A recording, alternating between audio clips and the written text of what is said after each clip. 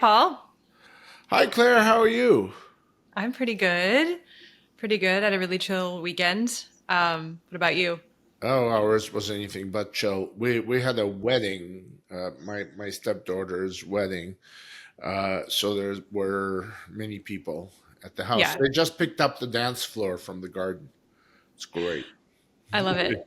I keep picturing, I really grew up on the Nancy Meyers Father of the Bride movies with Steve Martin, like Martin Short. I don't know if you've seen these. The very first film, the wedding takes place at their house, and it's Martin Short is this absurd wedding coordinator who brings in like a flock of swans and is like way over the budget. And there's all these like behind the scenes capers, and it's hilarious. But it sounds No, like it went pretty smoothly it for you. wasn't that. It Yeah, was a no lot of fun. mishaps.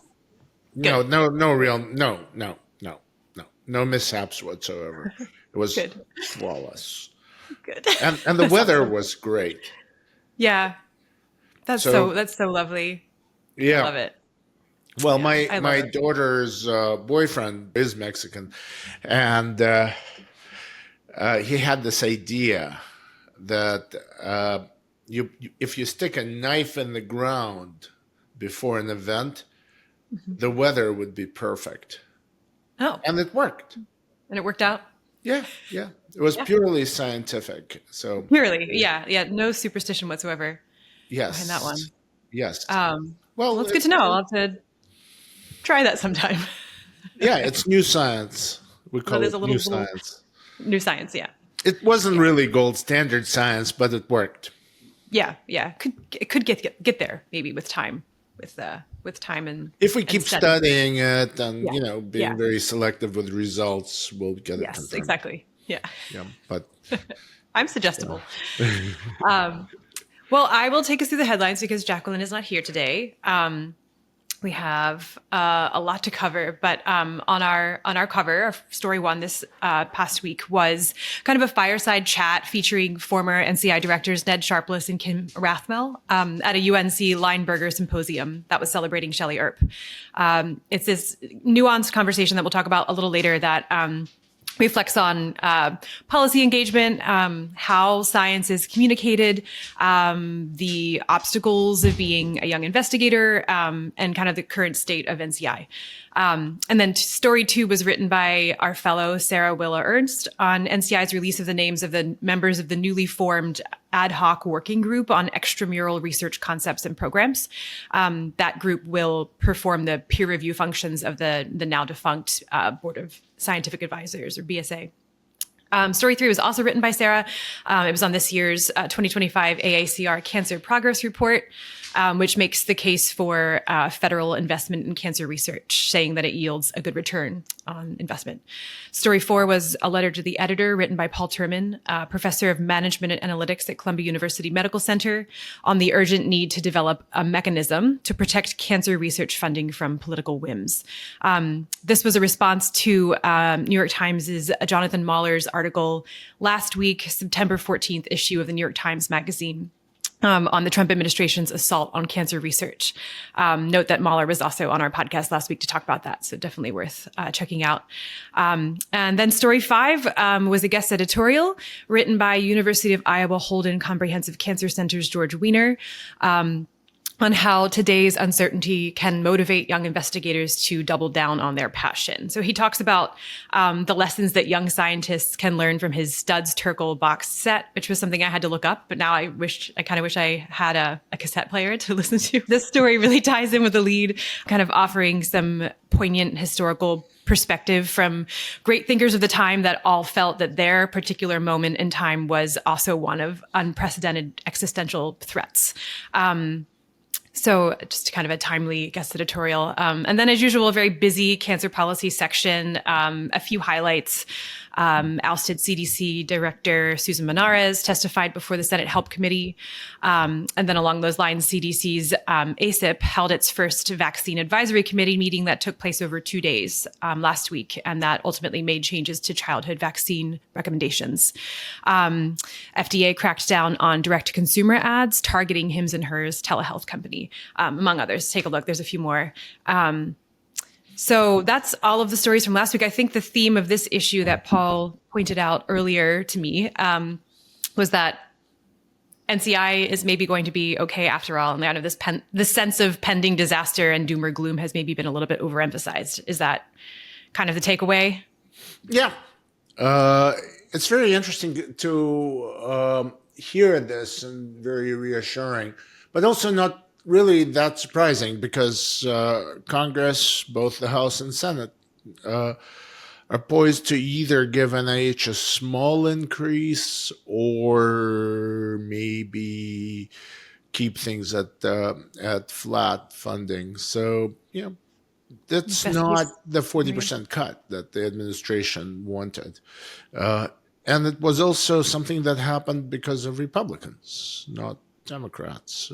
So Republicans have basically said no on NIH. So I guess they still love research.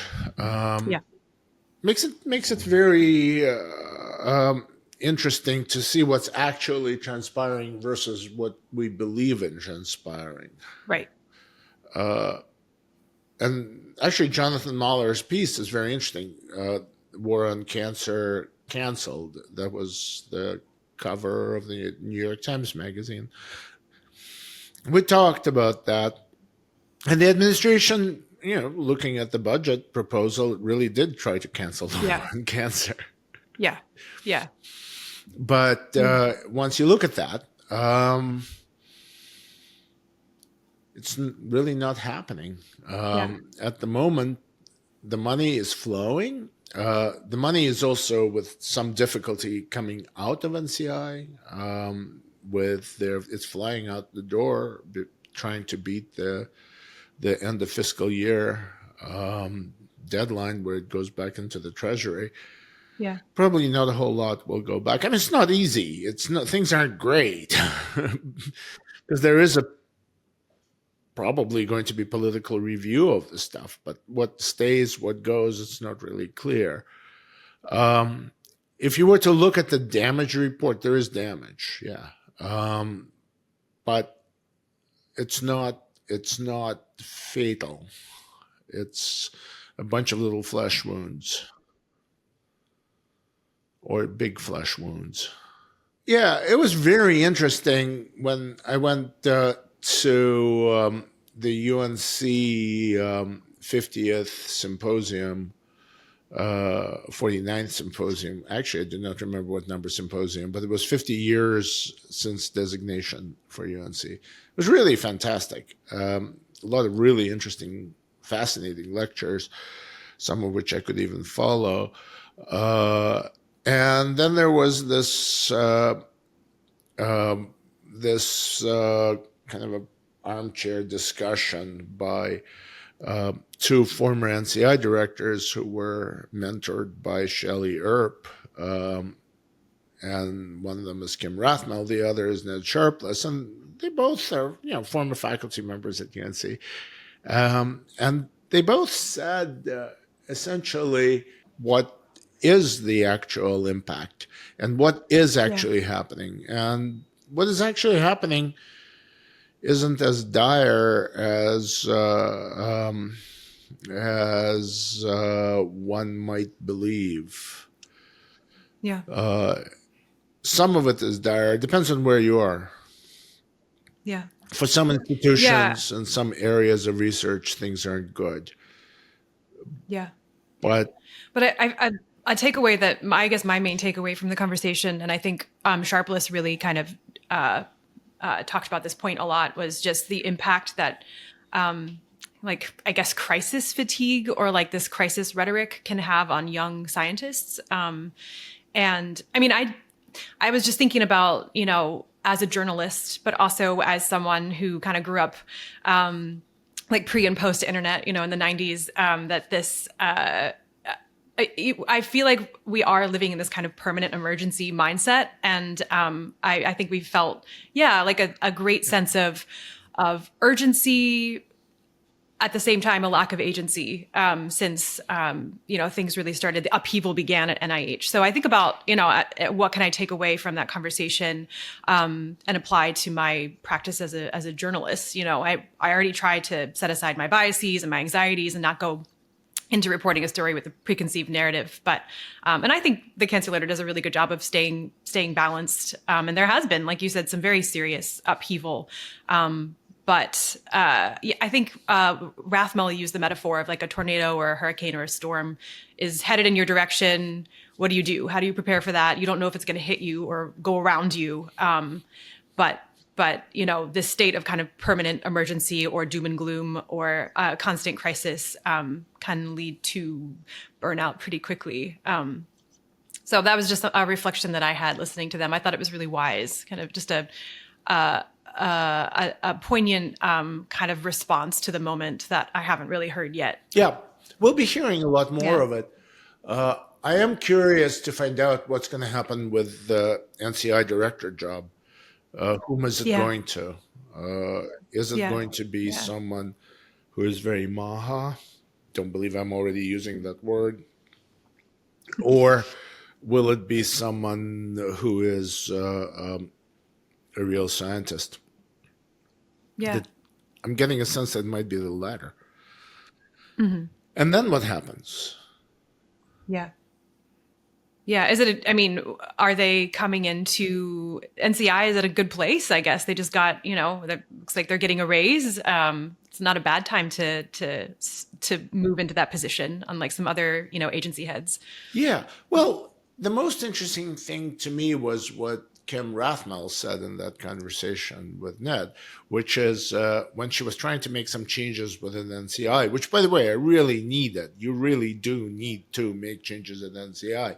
As she was doing that, people were telling her, hey, don't worry about it. You know, you're not going to break it. Yeah. Yeah. And her line is, which I think should be written on the coffee mugs of NCI, is NCI is really, really sturdy.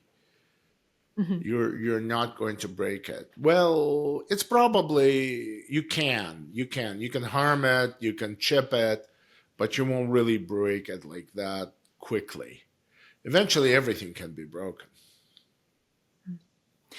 And I think she also says that you can count on the NCI. You can count on the NCI. Yeah.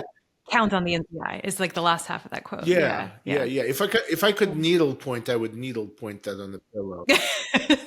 Maybe we can get Katie to embroider that for someone. No, she's not going to do that.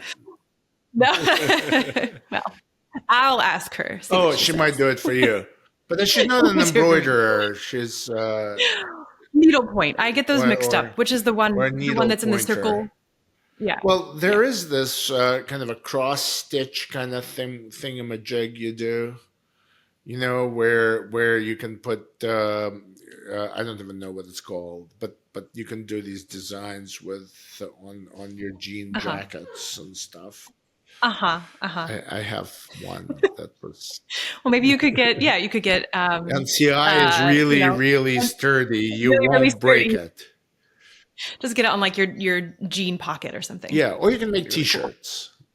Yeah. Really, really sturdy. But I mean, we're making fun of it, but it's actually really not something to make fun of. It's actually kind of words of inspiration to think about it. Yeah. That maybe things will turn out to be okay. And it's also interesting to hear people say these are unprecedented times, but really most time by definition is unprecedented. So, but this is unusual. This feels different.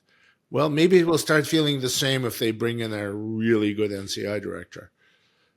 And that's not to say, you know, permanent NCI director. Lowy is great, but Lowy is acting. Yeah, I mean, I think again, something that we or me as a journalist to just kind of be able to write and not give into this kind of crisis fatigue mindset is just to remember that, especially in terms of health, just because, you know, not everything that the Trump administration does is going to be bad for cancer. Like a lot of it could be really good. It needs scrutiny, but it reminds me to step back a little bit and be more open-minded as a reporter as well, to better kind of tailor policy messaging. Yeah. Well, yeah, we'll have to be careful on this, but also we have to say what we see.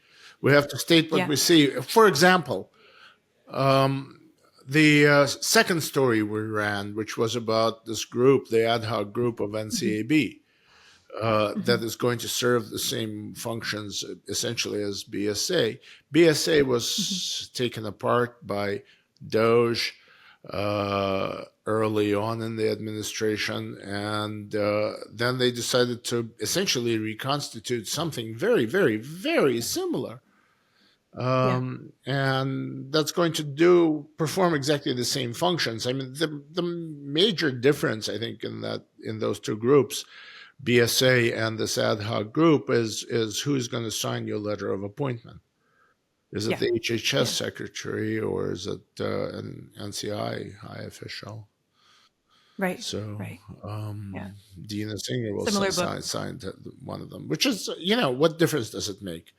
As long as NCI benefits from rigorous peer review and looking at that group, my God, there wasn't a dud among them. Yeah. Like similar book, but a different cover. Yeah. These are really good people. It's a really good board. I'm not worried. Well, if you're not worried, I'm not worried. Yeah. So the next question is, of course, what they're going to do with the advice. And I haven't really, I don't know. We'll see. Yeah, we will see. It's a great time to be a journalist. The best time to be a journalist. You got me going on this again. Thank you. Sorry, didn't mean to bring that one back.